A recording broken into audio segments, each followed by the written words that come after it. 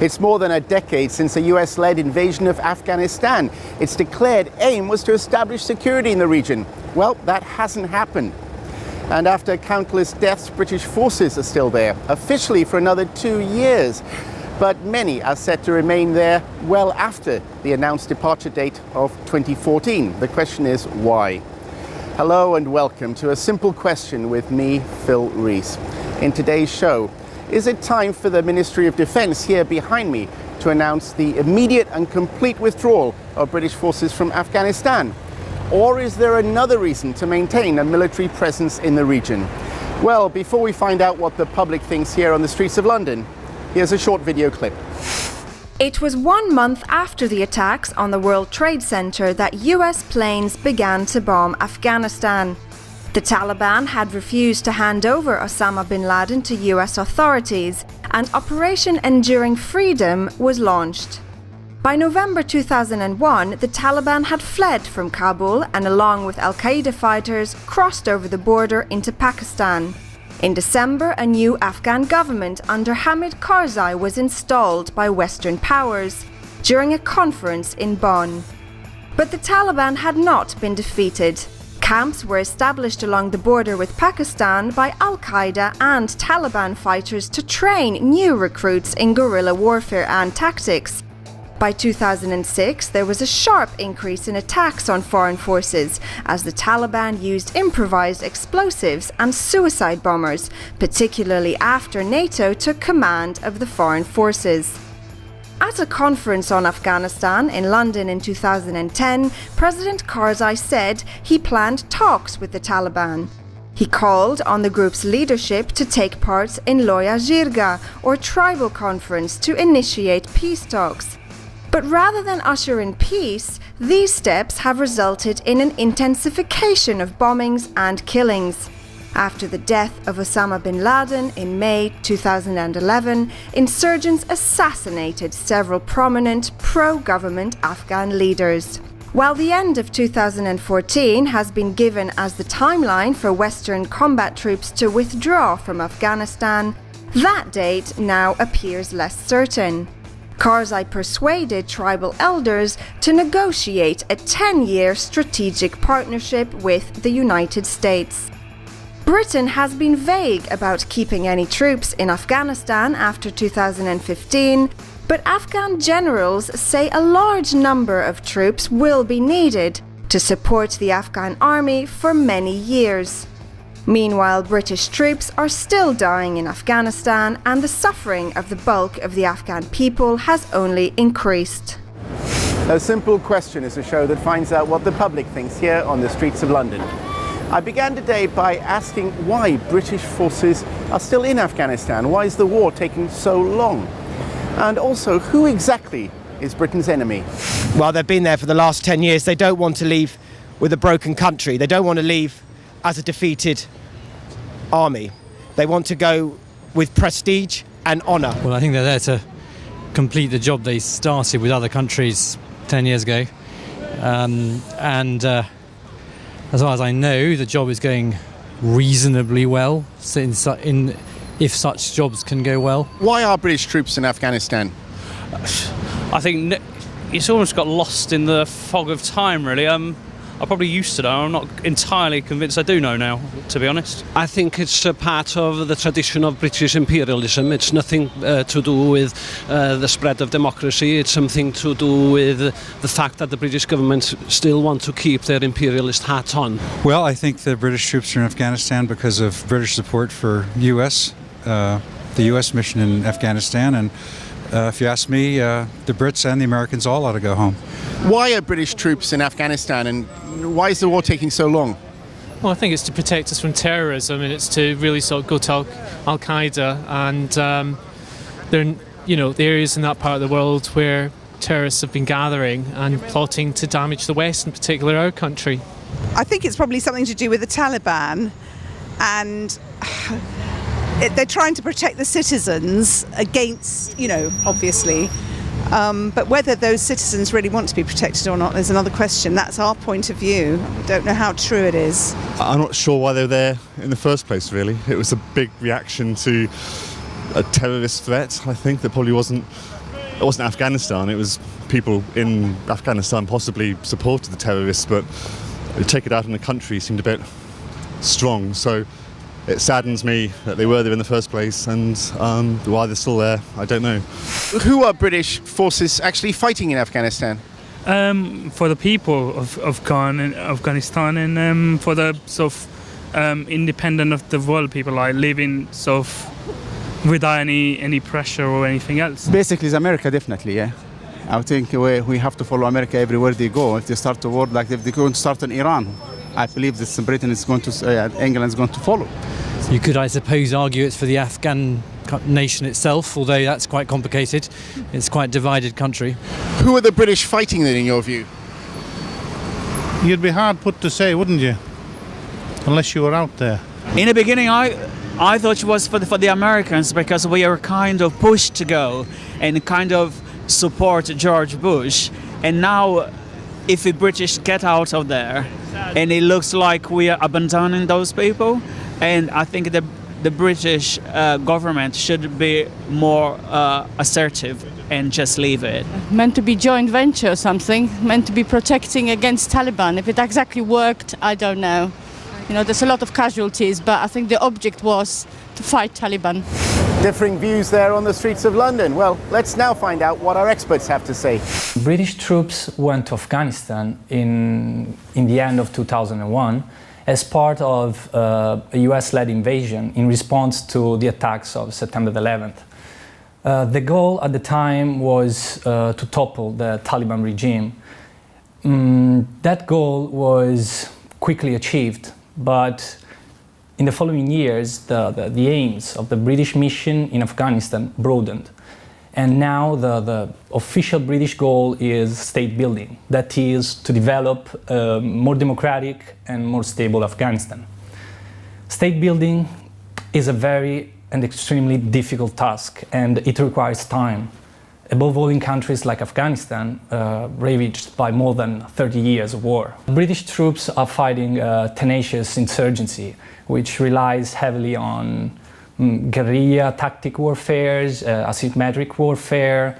For example, they rely heavily on IEDs, improvised explosive devices, and roadside bombs. Most of the enemies are the Taliban. The Taliban appeared on the Afghan scene in the early 1990s, and then, apparently supported by neighboring Pakistan, they rose to power in 1996, where they stayed until the US-led invasion in 2001. I think that over the years, the war in Afghanistan has become more and more costly, both in terms of lives and money. So my opinion is that British and American policymakers realized that it was time, in order to disentangle their troops from Afghanistan, to cut some kind of deal with their major opponents, which are the Taliban. The main issue, or the main aim of the war, was to eradicate the terrorist groups that were based there after the 9/11 or before the 9/11. But it's become so difficult and complicated now these days, because the reason that international community went to Afghanistan to fight against Al-Qaeda actually were not based in Afghanistan. It was based outside Afghanistan or other side of the border, which is we were witness of killing Osama bin Laden in the heart of Pakistan. So now it's become clear that international troops, for the reason they were there, is actually made it difficult for them to argue that they are fighting against the terrorism, which is the root of terrorism was not in Afghanistan, but in Pakistan or neighbor countries. Underestimated on the first step that the Taliban might come so stronger. And they also underestimated the interference of neighbor countries, that they might back the terrorist groups such as Al-Qaeda and others to come back to Afghanistan and fight. And the other reasons, that I think the opinion of their own countries and the people in Britain is saying these days that the war has to end. I mean, there's no winnable war. But overall, war is in Afghanistan, as history approved, is not winnable to anyone. I mean, many countries have failed to win the war in Afghanistan. Afghan people addicted to foreign invasion, and the geographical situation in Afghanistan is also making it very difficult for foreign troops to fight there in Afghanistan. I think they come to the conclusion that this war is not winnable only to a military solution. It has to be discussion and negotiation with all parties in Afghanistan. So what have British forces achieved in Afghanistan? And why is it now, after a decade of occupation and bloodshed, that Britain wants to negotiate with the Taliban? We'll also find out the mood of the people here on the streets of London. Do most of them actually support the war? You know, I don't know if it's that easy to resolve these issues. And perhaps negotiation is the only way. Negotiating with the Taliban, yeah, tricky. For an excuse to be there, really, I suppose. Yeah. Why do you think Britain wants to negotiate with the Taliban now, a decade on? Because it's obviously going nowhere. 10 years in, how much gain have we made? Probably not much. Feels like the attitudes both here and in that country aren't changing at all. The Taliban aren't going away. It's a war we can't win, sadly. That negotiating with the Taliban might be seen to be some sort of progress. I don't think we were originally. I think it's time to give up. I mean, the Russians couldn't beat them. You know, why should we, in our current state of military prowess? Why do you think now, a decade later, the British government wants to negotiate with the Taliban? It's like with any combat, eventually the body count starts to rise. It becomes too difficult to sustain the effort. It becomes too difficult to sustain the body loss. That's why. I never really thought there was any point at the beginning. It's going to be a very difficult thing. I would hate to be in the politician's position right now. Do you think, what's the mood in Britain about the war, do you think? Do you think most people support the war? I think most people are getting tired of the war. I think, not that 9/11 is the only starting point, but it's certainly a major starting point, and that seems like a long time ago for a lot of people, so they're just getting tired of it. And they're tired of seeing the death toll of British troops continue. They want that over. I personally, from people I've talked to, I don't think many people have a great deal of opinion for or against it. At the moment they're more bothered about the economy and getting money in their pockets, paying their bills, and it's become a backrunner of a topic. It's not really on anyone's agenda for anything. All people want is to get the economy going. Maybe because people think I'm not English. I spent too many years in this country, but I think the mood in every single person, if it doesn't matter if it's foreign or British or English, it doesn't make any difference. Nobody wants wars. Do you think that most people support the war? I think most people are tired of the war. It's gone on a very long time. Most people aren't quite sure, I think, if it's worthwhile fighting there anymore. I think most English people do. If you ask the minority culture people, probably they don't, because the English people still live on under a false flag of imperialism, which they should have realised in 1945 came to an end, and they still cannot face that fact. I think the British people do not understand why British troops are in Afghanistan. There's no national interest in British troops serving in Afghanistan. There's no tangible benefits for Britain for our troops to be in Afghanistan. In fact, it's a hindrance, and it actually precipitates potential terrorist attacks in Great Britain. So I think the British people would like our troops to come home today. But if people don't support the war and do support the troops, why don't they just bring the troops back? I think then the lives would be lost in vain. You'd be leaving a black hole that would be all too quickly filled by the very ideology and proponents of that ideology that we've been fighting for the last decade. And I just think it would be a waste to bring people back. Out of loyalty to the US government, obedience to the US government? I think after a few years, they could not achieve anything, or probably not in the beginning, and just for pride. And they carry on investing money, and because they would be too ashamed to come back home in not achieving anything. If most people don't support the war, then why do you think the government is maintaining a troop presence there? Because to pull out now would give an idea that we've failed, and would probably maybe to the point that we lost the war. So you've basically lost however many hundreds or thousands of troops dead to achieve what? Nothing. I think partly now because of the lives that have been lost, they want to leave with a win. You know, they don't want to sort of let down the families of the troops that have been killed. And I think it would just look poor. I think that's what they think. But no, it's time to stop. Well, those are the views of people here on the streets of London. Let's now find out what our experts think. Support for the war in Afghanistan is decreasing, probably as a direct effect of its high costs. In fact, more than 300 British soldiers had died there. According to a survey poll by Commerce, as of October 2011, 57% of Britons agrees that British troops should be withdrawn immediately from Afghanistan. And 71% of the public believes that the war in Afghanistan is unwinnable.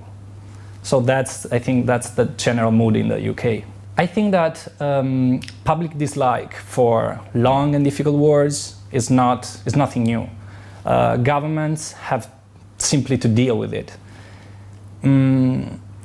Despite the lack of public support, my opinion is that the government of the UK believes it has huge stakes in Afghanistan regarding its war against international terrorism. Moreover, the United Kingdom went to Afghanistan as part of a coalition of states.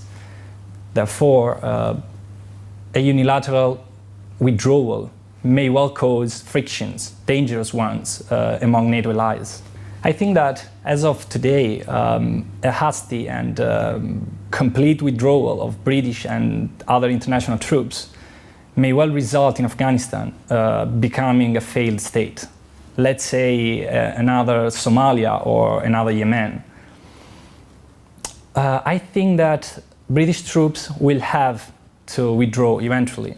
However, the withdrawal needs to be progressive and in close coordination with NATO and Afghan allies. The world is so becoming smaller and smaller.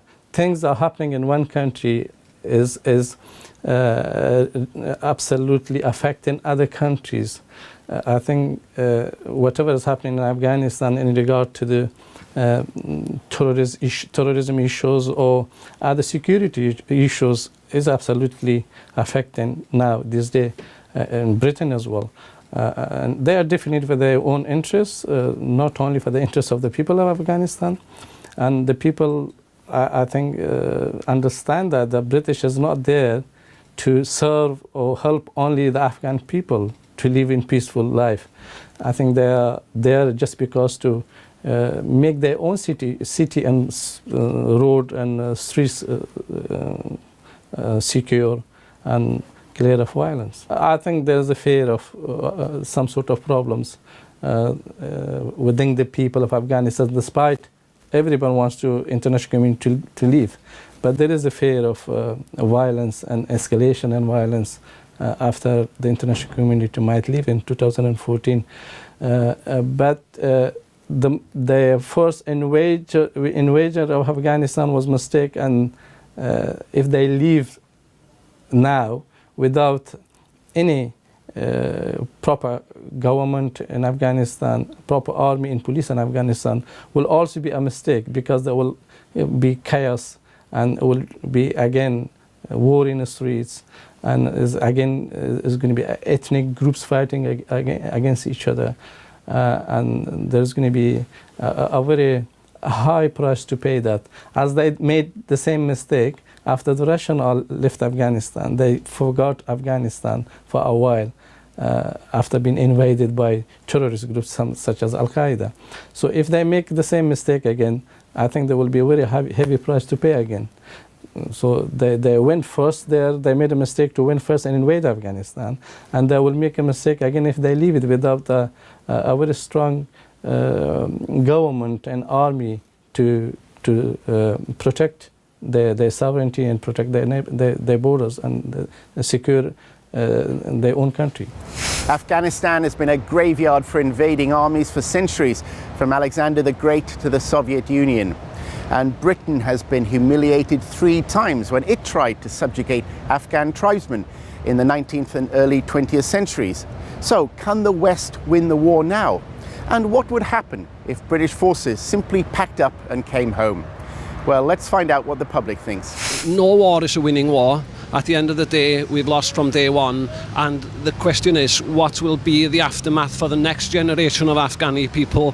What will be the roots of the terrorism of the 21st and 22nd century will all lie in what the British and American governments have done in Afghanistan over the last 20 years. Do you think this is a war that can be won, though, given Afghan's history? No, we've never won it. Nobody's won it. Looking at it, looks a little bit like when the Soviet Union went bad. It was 20 years of war, and what did they gain? They come out. If Russians can't beat them in all the mountains, who stands the chance? I don't even Americans are pulled out. I think in the beginning we got lots of kind of support and sympathy. Lots of people really look into this country and thought, well, the British people, they're always involved in help us in our matters. But now I think we're just losing. We are losing money, the time. Do you think then that it is a war that can be won? Not in the conventional sense. I don't think that you can kind of draw a line and say we're going to be victorious. It's not that kind of war when you're fighting a mindset rather than a particular regime, and it's not something we're used to traditionally. Personally, I think it just looked like we've lost. We've given up and the Taliban have won, which is sometimes you just have to admit to the fact that you've been beaten and save lives. What would happen, do you think, if British troops were simply brought back home now? Yeah, this is another question that probably hard to answer. Maybe country go back to what it was, or maybe they just uprise themselves, like get sorted themselves. It's kind of question that it's got no answer for it. It's going to be very rosy in England here. Nothing, I don't think. It'd just be the same, really, you know. So what do you think would happen if British troops were brought back immediately? I think the work that we hope that we've done over the last 10 years would unravel fairly quickly. I think it depends whether you're talking about bringing back troops or bringing back wholesale support in terms of financial contributions as well. It's just going to be probably, domestic war. But it happens everywhere. Arab countries, even the countries which got independence, what happens? They've got to fight. Sometimes they've got to fight their own wars. We can't interfere in everything. I'm afraid that's all we've got time for this week. Thanks for joining us. If you've got something to say yourself, send an email to asimplequestion@presstv.com. That's asimplequestion@presstv.com. Meanwhile, I'll see you next week. Bye-bye.